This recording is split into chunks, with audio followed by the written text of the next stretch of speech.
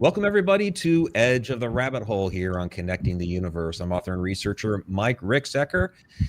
With me, as always, my co-host is Victoria Monday, and down in the chat room, Alina moderating the chat. We have a fantastic episode for you tonight. We have author, esoteric researcher, publisher Brad Olsen with us. You've seen him on Ancient Aliens, Gaia TV. You've heard him on Coast to Coast.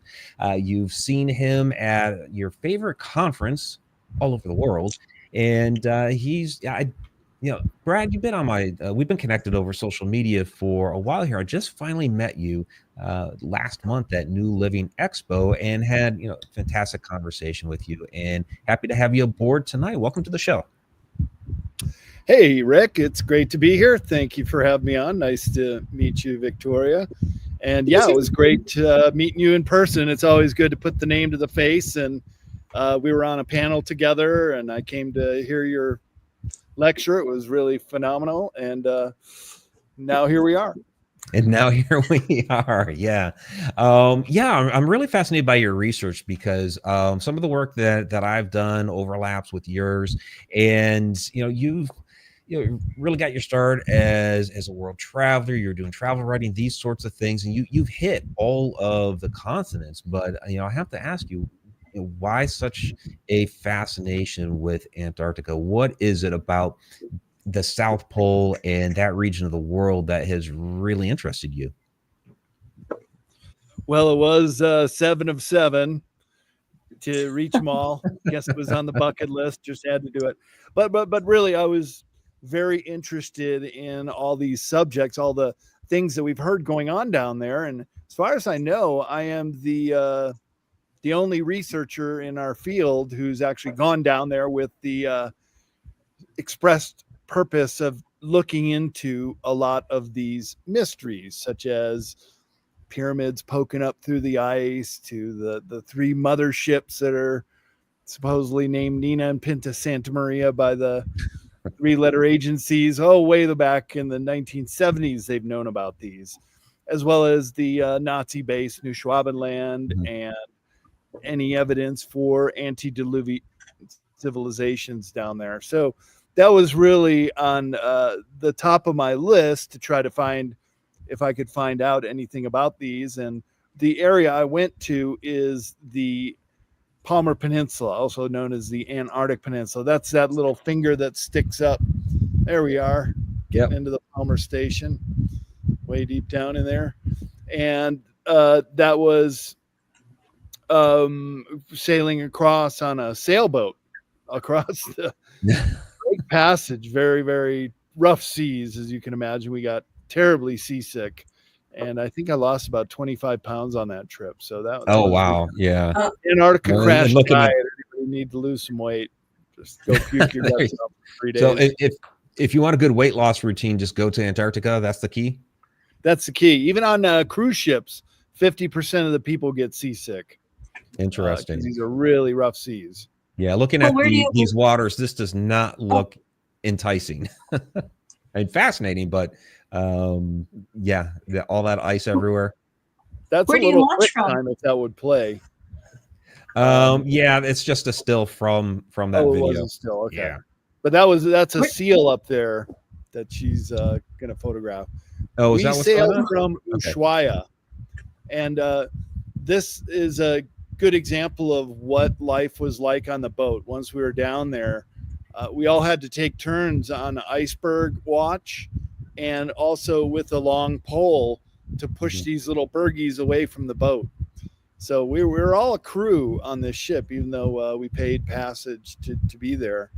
It was a bit of work. It was mostly cold all the time, even though it was summer down there. But there were a couple days where it was actually warm enough to wear a tank top and a swimsuit. And we actually did the polar plunge a couple times too. Oh, wow. Jumping in the iceberg cold water with the penguins.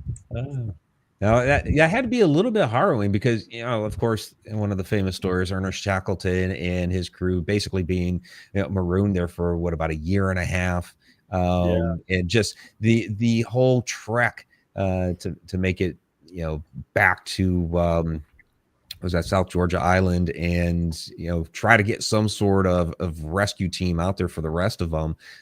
Yeah, so I imagine, and you weren't even that far down in there. You were basically like right on the tip. So just to already see that sort of ice formation, yeah, could you imagine even deeper into there?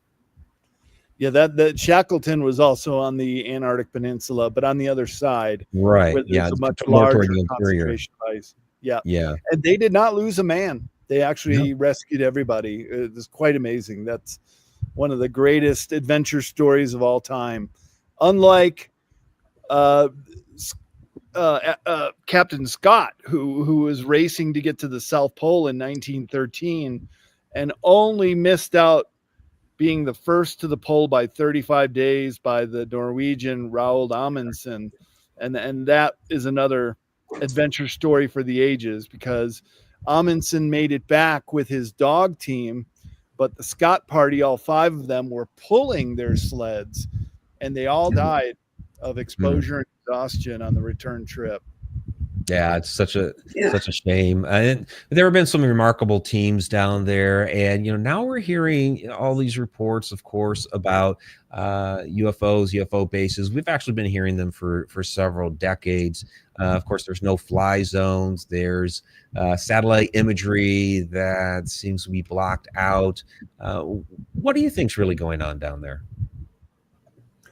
Well, that was my line of questioning to every research station we went to, as well as talking to sea captains at the New Year's Eve party we were invited to at the Ushuaia Yacht Club.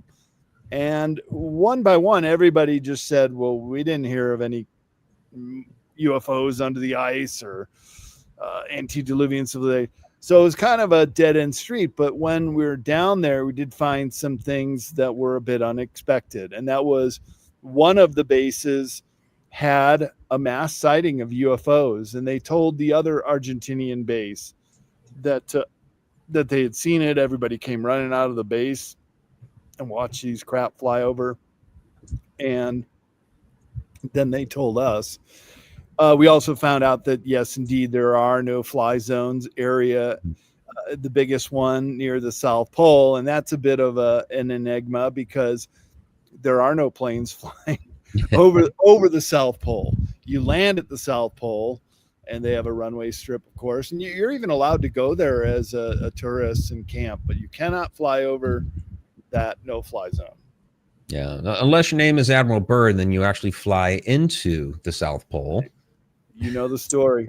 Yeah, it's pretty interesting. Now, have you seen this? It was just showed up in my feed, I think today or yesterday, about these strange radio signals that are coming up out of the ice there in Antarctica. What do you think's going on with that? Yeah, absolutely. I'm covering that in my new book, Secrets of Antarctica: The Untold History of the Ice Continent.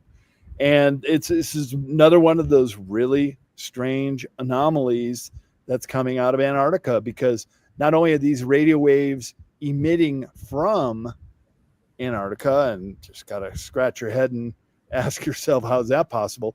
But also cosmic rays, which normally only hit a planet, but they also are coming out of Antarctica. And I think this gives some credibility to the hole in the ice theory near the South Pole, that there is this massive hole several miles across. Brian S., who is one of the whistleblowers of Linda Moulton Howe, I've vetted him, as has Linda Moulton Howe, and his credentials are impeccable. And Linda passed on his contact information. We've had a very long conversation, and he saw the hole in the ice. He was flying on a rescue mission to Davis Station, and it was a matter of life and death. So they defied the no-fly orders. They flew over this area, which is closed off for a weather modification, weather testing station, an air sample station. So there's supposed to be some kind of air sampling station out there.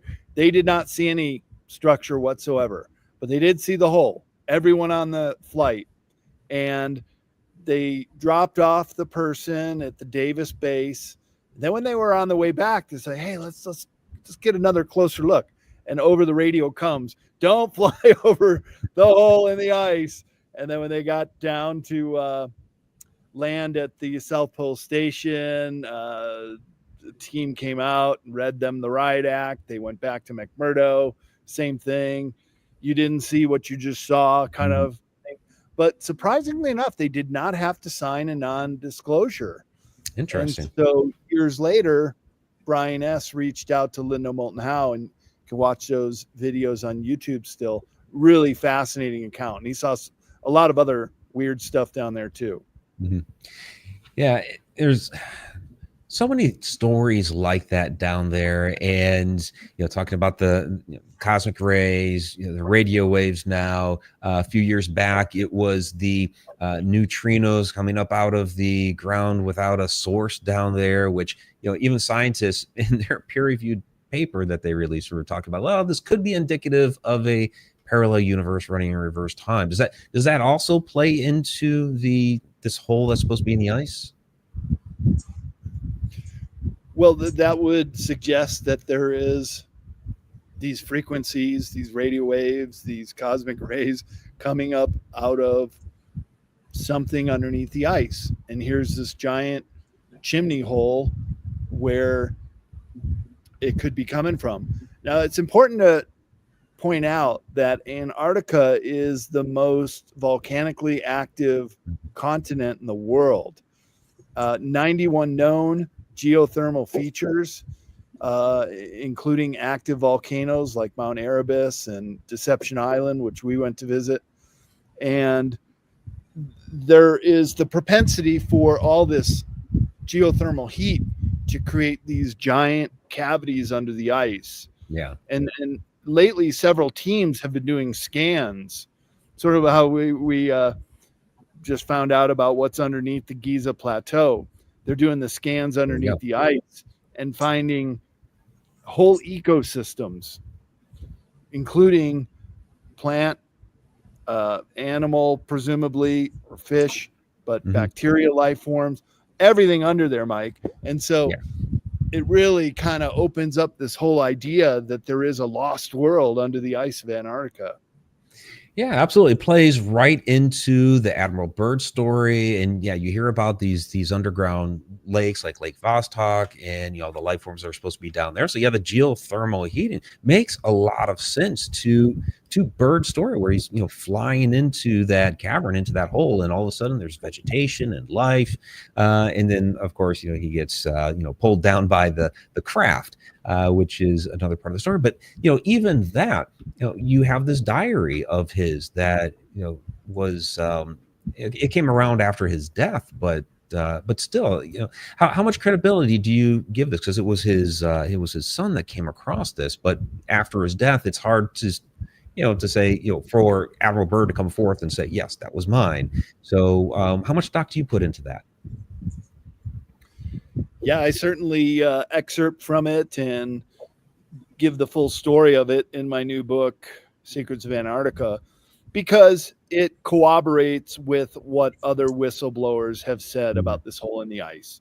And it's not just Brian S. There is several other Russian researchers, Tazinski is one, who speak of USSR was studying everything going on down there during the Soviet Union days.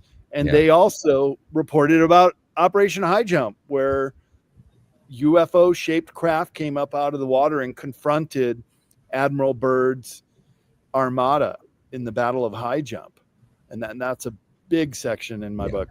But so to answer your question, though, about the credibility of the diary and the hole in the ice. Yeah, his son published it. I would love to see a handwriting analysis. Have not been able to find out where that diary ended up, but his son died under very mysterious circumstances shortly after that book was released. And the other thing about the Admiral Byrd flight is, so he was a very famous aviator as well. The very first confirmed flight over the South Pole. And that was about 2 decades before Operation High Jump in 1946-47. And I have a map showing his route. And get this, not only does he reach the South Pole and you would think, okay, we're here, great, first flight over, head back to Little America. No, they go further afield, right into the no-fly zone, before it was a no-fly zone, but where the hole in the ice was. So he would have spotted it in 1929. Yeah. And then he went back again the second time. That's when they flew in before the Battle of High Jump, at the beginning of Operation High Jump in late 1946. He was summoned back. He had telepathic instructions to fly back, and he was only allowed to bring one other person, his radio man named Howie. And then they went into the hole, and as you mentioned, his plane got taken over by 2 UFOs flying wingtip to wingtip, and they came over the radio. He lost radio connection with Little America, and this is according to his Bible. Germanic or Nordic speaking voices came over and said, "Welcome to the domain of the Ariani, Admiral Byrd. You are in good hands. We'll be landing shortly." And they put the plane down, and then he was summoned to meet the master, who basically said, "We don't like you blowing off nuclear bombs up there on the surface. And take this message back to the Pentagon." And isn't it interesting? Now we're in a potential nuclear bomb standoff with Israel and Iran. So that's crazy. Yeah, but the world keeps going around. It's that cycle, a crazy cycle. So I know Victoria is itching, and I actually have a few more questions for you, but I'll do one more, and then I'll let Victoria take it. I'm enjoying this. So good. So, part of my research and part of what I've postulated in my work is Antarctica having those connections and pre-Diluvian connections to other parts of the world, whether it was Atlantis or other civilizations, and that when we're searching for things like that ancient technology that built the pyramids and some of these other very large megalithic structures, that if Antarctica had those connections to the other parts of the world, and now everything is under ice, that maybe that technology that created the pyramids and these other large structures are under the ice there in Antarctica. And is that why possibly the Nazis were down there in the 1940s? Is that why the US and of course a whole lot of other countries have had this interest in Antarctica, this highly desolate areas? Is this potential technology, whatever that may be, hidden there under the ice, and that's what they're looking for down there? Yeah, exactly. What were they looking for? And I do reprint some Google Earth images of what I believe are the 3 Nina Pinta and Santa Maria craft under the ice. So all the way back in the 1970s, the NSA has had a presence down there, and they nicknamed them after Columbus's 3 ships. And one of them happens to be right in New Schwabenland. And it is, to this day, a seasonal German base. And in 2013, you can go back on the Google Earth Wayback Machine and see that they were excavating this machine. Let's just call it. I love it when you can get corroborating evidence, such as the other researchers who have spoken about the hole in the ice.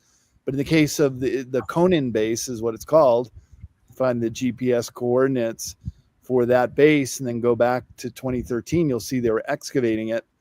I love it when you can get corroborating evidence, because the Farsight Institute used their remote viewers in double-blind studies, meaning they were all looking at the different coordinates and seeing the same thing. And then the conclusion was it is some kind of massive, purposefully built machine or craft, but for giants. It was built for 20 to 25 foot tall beings. Of course, it's all decrepit now, not close to being functional. And as far as I know, no giants were found, but it was designed that way. That is fascinating, and I'd love to keep going with that. But Victoria, I'll let you have the floor. Why, thank you. Thanks, because you hit all my questions. Okay, let me back up and ask. I'm always going to start with a dumb question. I've always believed in the hollow earth, even when I was poo-pooed upon by some people who shall be nameless. Like Ricksecker. But I don't believe that there's a sun in the middle of the earth, but I believe that there are large cavernous areas throughout the earth in which, yes, civilizations could have existed. Yeah, I don't think there's like an avocado pit that you pull out and then little new age people with togas are living there. But I always thought that Antarctica was covered in ice because of the Younger Dryas. But then I've been reading, the past few years, oh no, it's been there for millions of years. But then the Perry Reese map has part of the continent showing there's no ice, like along the edges. So what gives? What's the deal with the ice? How long has it been there? This is a 3-part question, Victoria. She does that. Just about 300 miles south of you, Rick, is the Mammoth Caves in Kentucky, which is one of the largest cave systems in the world. And they're still finding new passages and new ways, and it's multi-level. So just the cave system alone, you could make an argument for an inner Earth. And then, of course, we have the deep underground military bases in Antarctica, or in North America and around the world. But in Antarctica, what I'm basically focused on is under the ice. It's not necessarily in the continental bedrock, although some places it could be, but it's more under the ice on top of the continental bedrock where these geothermal formations are. And so the ice in the Perry Reese map, which is non-existent, I'll tell you some interesting little tidbits on that. I have a whole chapter on Map of the Ancient Sea Kings in Secrets of Antarctica, and I analyze and look deeply into some of those maps that were created during the Age of Discovery. And the Perry Reese map, for example, was 1513. So this is only 2 decades after Columbus made his first voyage to the New World. And here comes this map, which shows the perfect coastline of South America, and then extending underneath South Africa, where Antarctica is, without the ice. But there's this big bay in the Perry Reese map, which is now known as the Fitchner Ice Shelf. And indeed, they've been doing scans of that ice shelf and finding there are islands down there that have not been discovered, that are still completely buried by the ice shelf. And they correspond to the islands that you can see on the Perry Reese map. So that's pretty amazing that here you have a map that was created in 1513, but Antarctica was not even discovered in this modern age until 1821. Yeah, modern discovery. Yeah, modern discovery. So you got a 300-year gap where all these maps are being made that show Antarctica, and it wasn't even seen by human eyes until fairly recently. Okay, here's my conspiracy theory, because I've done channeling and stuff, and I have seen people still living in the hollowed spaces, if you want to call it that, of Antarctica. They're still working. And that's one reason why no one can go there, except for, what the heck, the Vatican's been there, John Kerry's been there, Buzz Aldrin's been there. Why are people going if there's nothing to see? Anyway, besides that, my conspiracy theory is that perhaps the ice that is now covering the continent is basically like a frozen prophylactic. It's like the capper when you're doing the mason jar, Well, I didn't want to say anything about, frigid. But, like when you're doing a mason jar, you put the little thing on, you don't want anything to get in or get out. What do you think about that? I mean, it's like a capper, like they don't want anybody to see in the underground, as you were saying. Right. But now they're doing these scans, as I mentioned earlier, and finding a whole landscape down there. The other thing about Antarctica is it's so cold on the surface that no germs or bacteria or any kind of infections can really last, because it's so cold. It kills everything. So every time a shipment of supplies would come in, and one person has a cold on the ship, and he gets off and meets the other people, everybody gets sick for a little while. And so that's kind of an annoying part of it, is that you can be very isolated, but when new personnel come in, that they can carry diseases. And that is one of the reasons why they think the Germans eventually abandoned New Schwabenland. They were just tired of the isolation and getting sick every time a new shipment came in. Well, I don't know. I still think they're there. But anyway, do you think they are as still a German there? American? Yeah. Well, see, okay. Check Well, that yeah, one off the list. the Germans never left. So when I They was just poring abandoned over that area. maps before my trip down there, I found that the Neumayer base and the Conan base, that seasonal base where this craft, something under the ice that they're studying, they were West German flags. So even during the Cold War, the Germans were still there. Those bases still exist today, same names, and now it's unified Germany. But they have a penchant for that area. They must like it, and they stay there. I've also heard that if you want to go back to the avocado pit and the sun and everything, that the Germans and extraterrestrials are living and working side by side beneath the earth. Is that something that has any legitimacy to it, or is that just, a nice little fairy tale? Some more presumptions, but you know the symbol for the black sun? It's actually it's this logo. It's in the Wieselberg Castle, but it's illegal to display that black sun logo anywhere in Germany.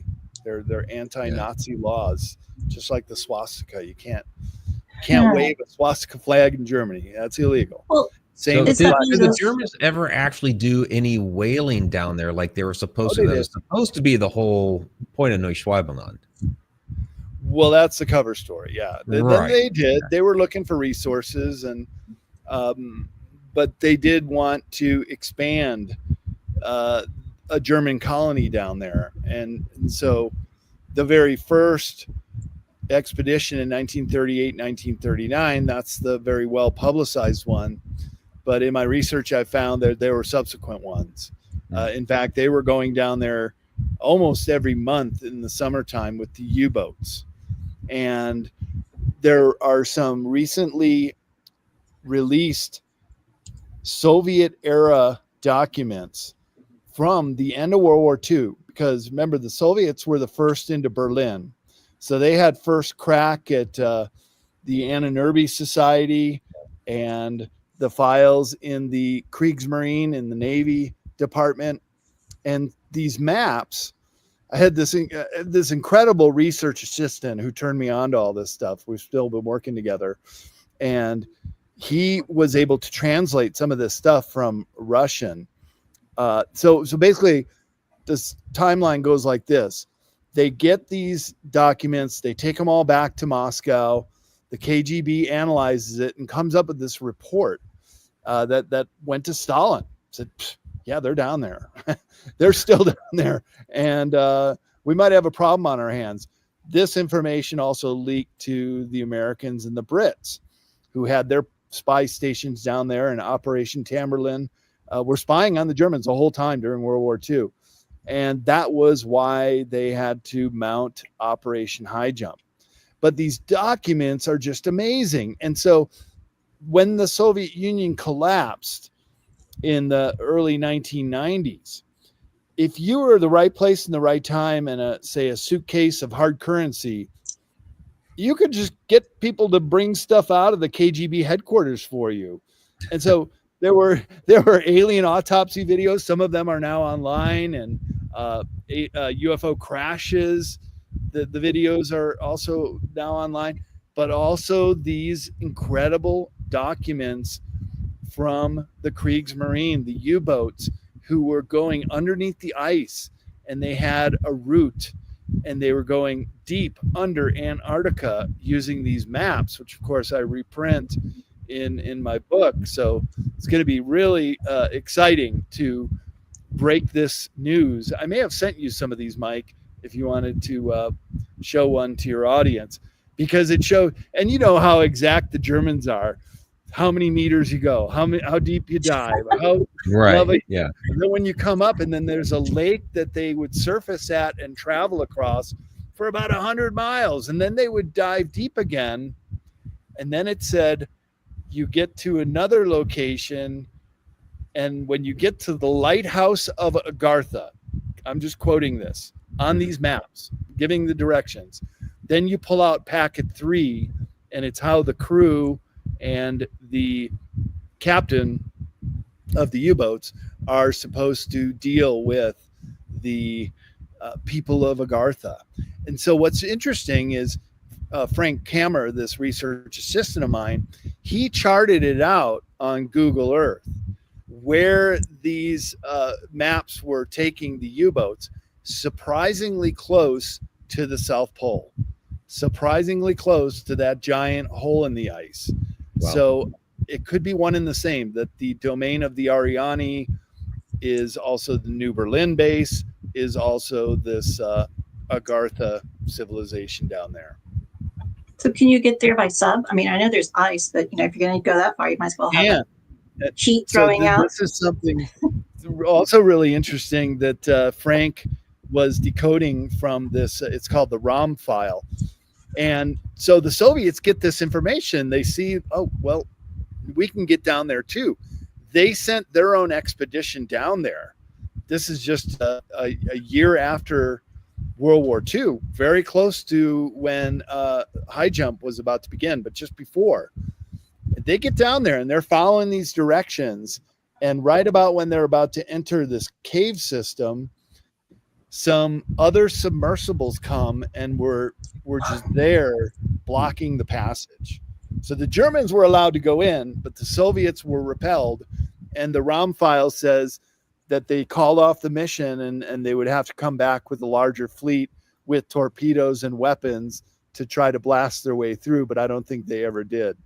But it's so very interesting that the Germans were allowed in. And get this, right after the Tibet expedition in 1938, and they had been there, the Nazis were doing all kinds of trips overseas to look for whatever kind of hidden documents or artifacts they could get. They really believed that this would help them in their war effort. Right. That they come back in early 1938 with information on how to get to this area underneath the ice. And then within months, as fast as they could put together the Schwabenland ship to go down there, they left on that first expedition. So it's just really fascinating how much they knew, how the Soviets found out and knew, and then how also the Americans found out and knew and put together Operation High Jump, which was a resounding defeat for the U.S. We got our ass handed to us, and it was basically to say, get out of here. You don't belong here. But they weren't able to capture a UFO. That was one of the missions of Admiral Byrd in Operation High Jump, to come back with a Flugelrad, is what they were called when he went down under the hole. Couldn't do that, and then couldn't even take out the base because it was all underground for the most part. There were a couple above surface areas where they found point 211 or base 211, but they couldn't really do much with it. Okay, now I have 3 questions before I forget. First of all, when's your book coming out? When is your book coming out? That's the first question. Second question, end of the year? Okay. Yeah. Can I pre-order it? I think you can pre-order it now. Okay. And how do I get it autographed? Well, then you're going to have to meet Mike and I at a conference, and we'll be signing our books at the table, right, Mike? I'm going to do a conference near you. Absolutely. Come back to Texas, Mike. Go to cccpublishing.com. That's the only other place to order a book, and I'll sign it for people. Oh, okay. I'll do that. My second question is, if there's so many volcanoes there, could there not be dormant volcanoes and they're just entering in through lava tubes if you're going to go submarine wise? There are a lot of dormant volcanoes, including one on South Tule Island, when I have a chapter about the black goo, and that was stored in this dormant volcano called South Tule Island. And I don't know if you know this, but you can see it on Wikipedia. The Falkland Wars broke into 2 war groups. Of course, the very publicized 1982 British need to take back the Falkland Islands, which has 10 times more sheep than humans. It's like, why? There's nothing down there. But the penguins want They it. really like to eat lamb. The second Penguin battle group protection. went to the South Sandwich Islands and South Georgia Island. They captured, and the war actually ended on a British warship parked right outside of South Tule Island, and there was 8 Argentinian people on the base. They put up a white flag. They surrendered, and that ship then blew up the base. But they didn't completely blow it up, and then they had to come back a couple months later, and then they completely blew it up with a supply ship, and they took out this barrels and barrels of black goo, the sentient goo that was stored down there, because when it's frozen, it's inert, can't do anything, and you could study it. But then they brought it back up to the Marconi laboratories, and I have an interview in my book with Miles Johnston, who has done a number of interviews with Harold Kotzvella, and I've spoken to him on interviews about it, and David Griffin and other eyewitnesses of taking this black goo, and they wanted to use it to create a super soldier. And so this is another weird thing about going down there, and volcanoes, because you're right, Victoria, they would have volcanic tubes, and presumably this cave that they extracted it from, it was being stored there and worked on. And that too is other entries into this cave system. Okay, now I have 3 questions. Is that the same black goo that was in the X-Files that got into Krychek's eyes? It's like an alien. So it's funny Sarah when- just mentioned that down in the chat. Yes. Like, oh my God, that was my favorite canon When of life X-Files. imitates art, right? Right, or Art imitates life. So yeah, and there were so many other movies. Prometheus has the black Yeah. goo coming down the guy. Yep. And then you get to all these celebrities. Megan Fox was pregnant a year ago, and she put all this black oil on her. Even little Greta Thunberg put her hand on her eye, and all this black goo's coming out. So it's I just think really it's black weird. just goo in mascara. Dark as well. that's just In what? mascara. We In do that all the time. Dark, the time travel show from Germany. Oh yeah, that was good. Oh, Yeah, they had the interesting. black goo in that. Yep. Okay, let me ask you my last 2 questions before I forget, please.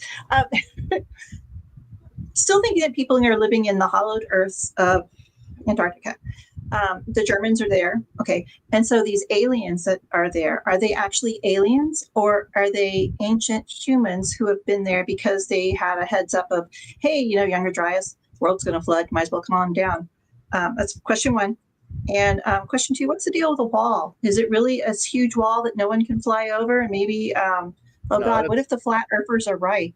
I mean, fake that's news. just like, No, there's Okay, no that's- ice wall. It's being confused with the ice shelves, and there Okay. are many 30-story tall. I saw them with my own eyes. Just ice shelves. They do not connect to the bottom, creating an ice wall.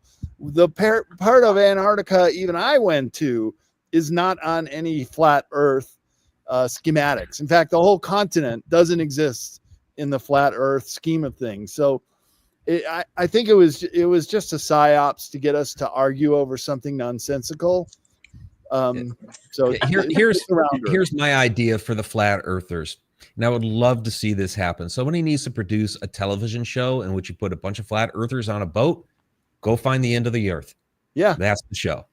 Yeah. but don't you just go back around the other edge? You don't fall off. It's not like a cat's there knocking it off. You just kind of just keep on going. It's like the toast, the edge of the toast, it's just there.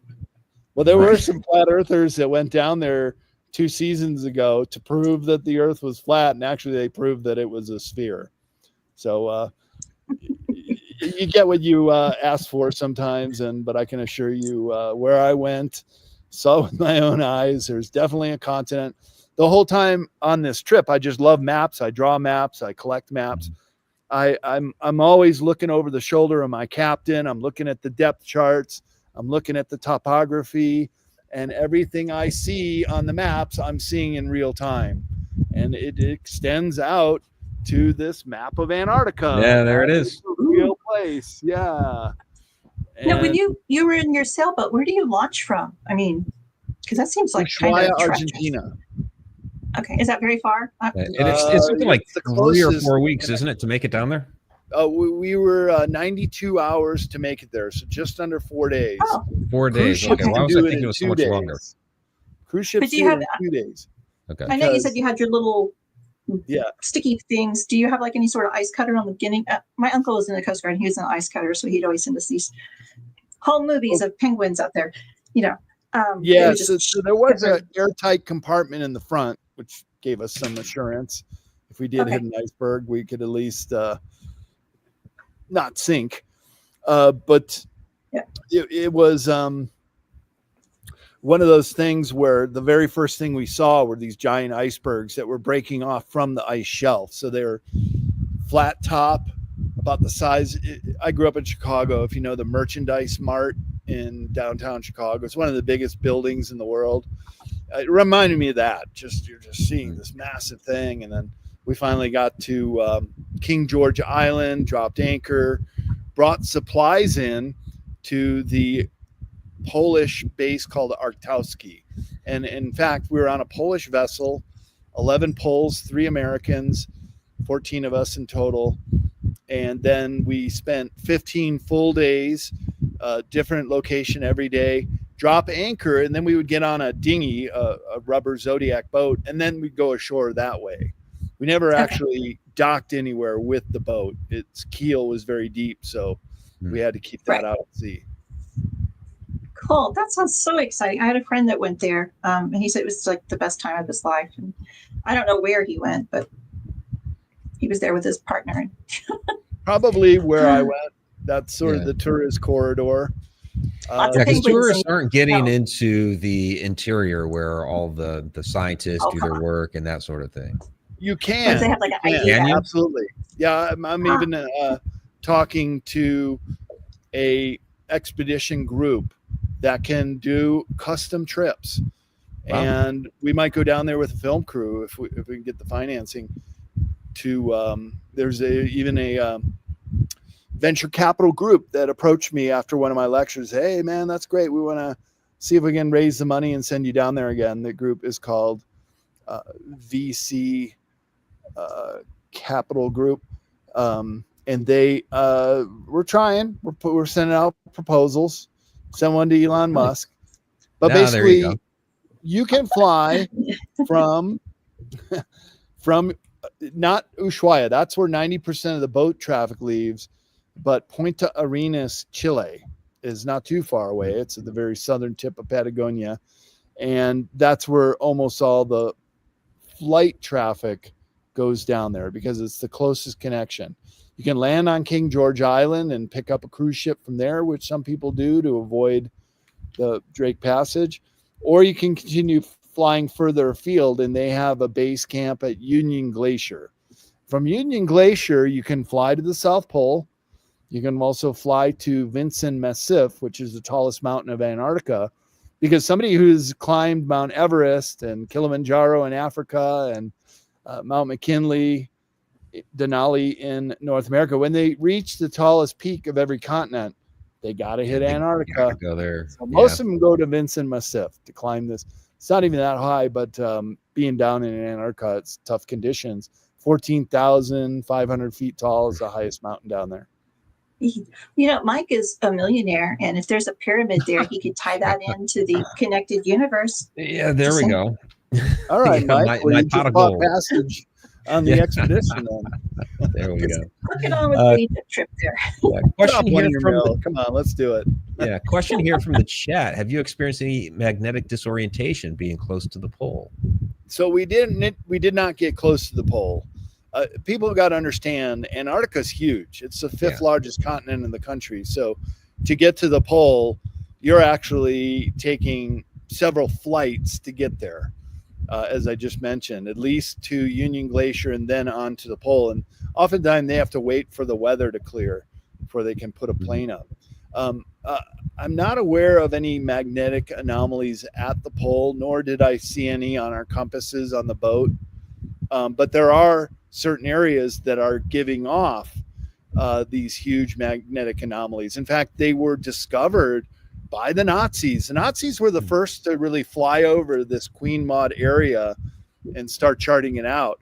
And right at the end, Ricksecker, the captain of the Schwabenland ship, he was notified that they had identified this major magnetic anomaly and that they just put a pin note in that and came back to discover it next time. And they were also scouting locations for Base 211, which they did eventually build in the Mulig-Hoffman Massif, a mountain range near the Schumacher Ponds. There are these ponds that never freeze.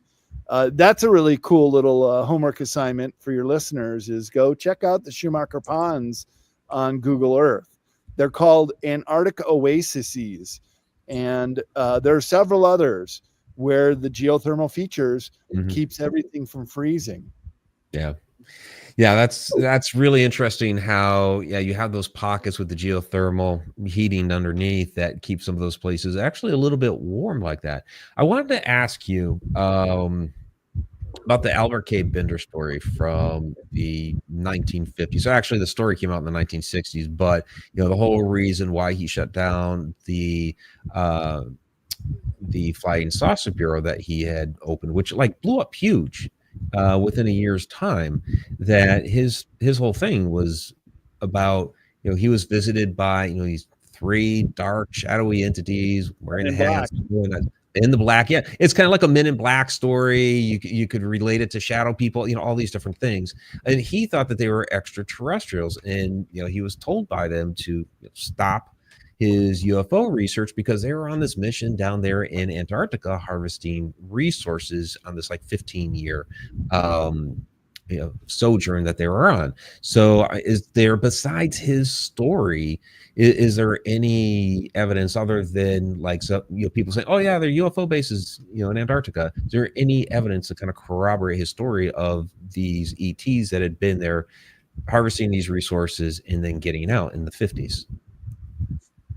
Yeah, I love that story, and I recount it in the book because his research trail led him to Antarctica. And then one of my captions on the press release for this new book is "All roads lead to Antarctica," because all research leads there. And so when he started cutting a little too close to the bone, he gets visited by the Men in Black. They scare the bejesus out of him, and he never ever spoke up about it ever again. In fact, he just shut down his research, as he said. Till the 60s, Flying Saucers and the Three Men. Yeah. Till he published that. So when you get close to some of this stuff, you might get in trouble. But I think things are letting up. And this is what our whole hope is, that we can go down there, and right around the time where all this news is coming out, as we said at the top of the show, radio waves coming out of Antarctica, cosmic rays coming out of Antarctica, frequencies, there's something down there. And anybody worth their weight in salt researching Antarctica knows that there's a very high probability for some kind of civilization down there. And when I mean down there, I don't even mean under the continental landmass. You can just be on the surface, and it's warm. With geothermal features, it would warm it up to almost t-shirt temperatures, where above on the surface, it's the coldest area on planet Earth. Yeah. So you said all roads lead to Antarctica. Some comments in the chat here. Alina, I'd like to see Mike in Antarctica. Sarah, that should be Mike's next Connected Universe major trip. Yeah, let's do that. I'll phone in. Yeah, another question here out of the chat from Tony. We kind of discussed this a little bit earlier, but If you could elaborate, maybe discuss neutrinos coming from the pole. Right. So that was one of the first studies where they were finding the neutrinos along with these cosmic rays emitting from the Earth, which when I was heading down there 7 years ago, I was talking to Michael Sala, colleague of mine from Exopolitics Today, and he and I had met on the set of Ancient Aliens, and then we were on a panel at Contacting the Desert on Antarctica. This video went viral, and it was also David Adair, who knew Buzz Aldrin, and this little clip that we're all on the panel, Linda Moulton Howe was there too, saying that Buzz Aldrin, when he came back from Antarctica, he's like white as a ghost.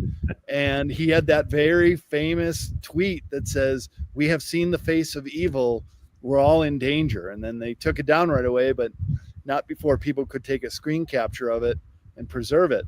And Buzz Aldrin had to get medevaced out of there.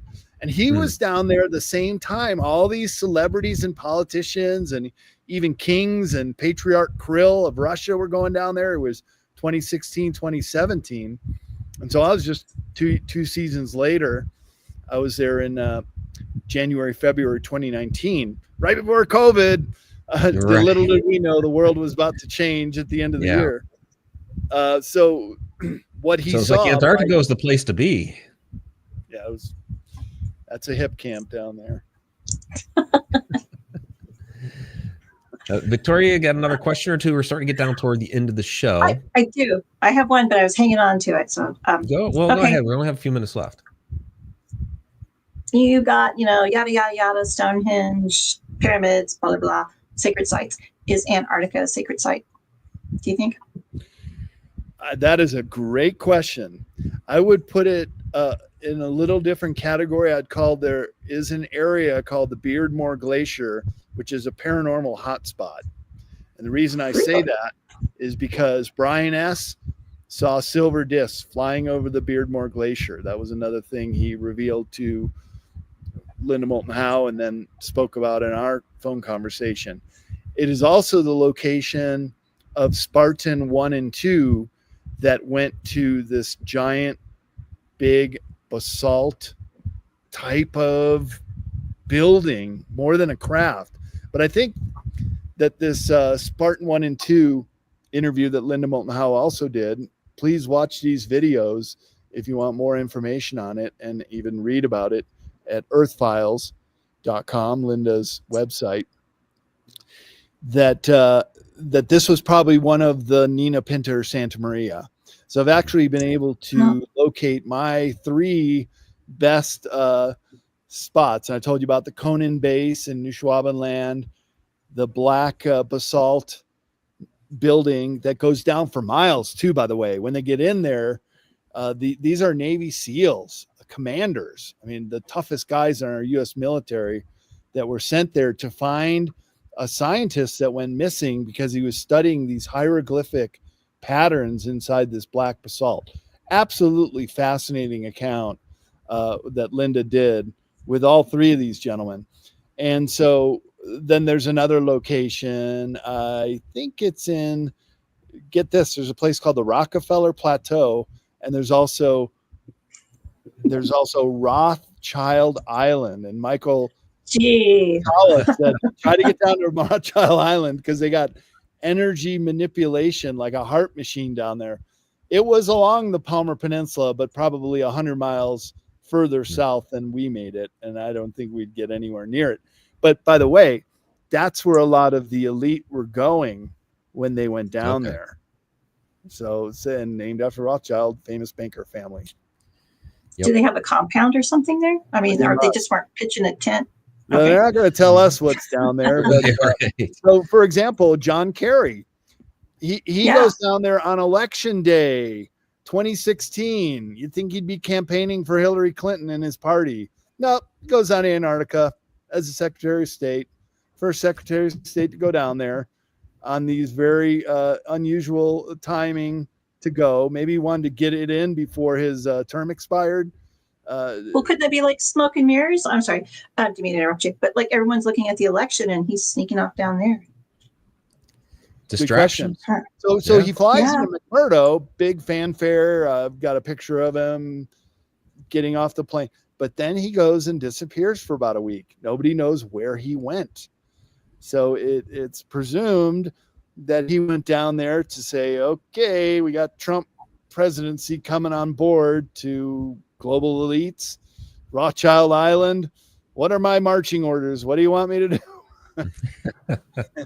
And so it just gets weirder and weirder and weirder when you look into this stuff. And so that's what I've compiled this book called Secrets of Antarctica all about. Secrets of Antarctica. That's the book. You've also had the show, Brad Olsen, Secrets of Antarctica. So the book is coming. So this is already available, Secrets of Antarctica. That's been out a few years. And the book is out, you said, later this year and is available for pre-order, correct? That is correct. You can find it on Amazon, BarnesandNoble.com, or my distributor, IPGbook.com website. Mm-hmm. And the Secrets of Antarctica video series I did for Billy Carson and Forbidden Knowledge. And also did another one for Suzanne Ross. She has a TV show which we use all my video footage and kind of did a travel log piece. And so that's fantastic. On sci-spy.com. So nice. been busy with Antarctica. Definitely been busy. Yes, absolutely. Yeah. And we are getting down toward the end, but just to let you know, if I suddenly cut out, there's like a storm raging outside right now. It's like I was looking up, the rain apparently was pounding against the roof. So just in case you lose connection, that's why. Yeah. Your penguins, they're coming alive behind you. Oh, I wanted to give you guys a funny penguin anecdote. Oh, yes. Let's hear a penguin anecdote. So the first time we see them on King George Island and other places, you just see one or two, and they're so cute. You're just like, wow, let's film them. Well, then when we got down to the Antarctic Peninsula, our saying was, you can smell a colony before you can see it. Oh. And these penguin colonies, they can just climb up these rock faces to make their little nest, their rookery, and hundreds or thousands of these penguins would be living in these rookeries, and boy, was it smelly. Oh, no. That was funny. I did grab a photo. There we go. There's some penguins there. And that's the sailboat you had down there? That was another sailboat, but such a great shot. We were just off screen. But these guys were leaving around the same time. We kept bumping into them. And as well as another sailboat trip of scuba divers you got to cover everything. But they were doing wreck dives. They were going under the ice shelf. And some of the pictures and videos they showed, it looked like a coral reef. There were just colorful animal species. And I wouldn't say they're coral because that only grows in tropical coral reefs, but some kind of plant life that was very, very colorful. Interesting. Oh, that's fascinating. So website is bradolsen.com. You also have your publishing company, CCC Publishing. .com, yep. Yeah, .com. So definitely everybody go check that out. And Alina throwing up the penguins down there. Appreciate that. So, all right, Brad, thank you so much for joining us this evening. Those that are listening to the podcast version of this later, please join us every Wednesday night, 8:00 p.m. Eastern time, connecteduniverseportal.com. And the public live stream version of this plays on YouTube channel, Mike Ricksecker YouTube channel, but you can look that up, Connecting Universe and all that fun stuff. So those that are part of the portal, stay tuned. You guys hang out with us. Those that are part of the public stream, we're going to have to say goodnight to you. So on to the after show. And until next time, time really exists.